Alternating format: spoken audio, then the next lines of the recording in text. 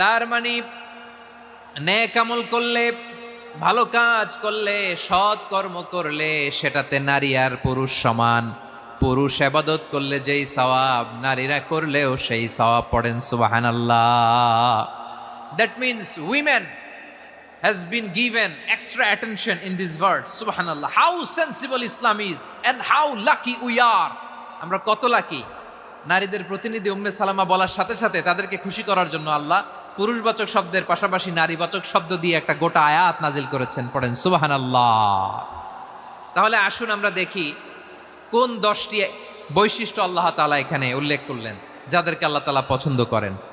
আওয়াজ করে আমার সাথে বলেন তো, এখানে কয়টা বৈশিষ্ট্যের কথা বলা হয়েছে? কয়টা?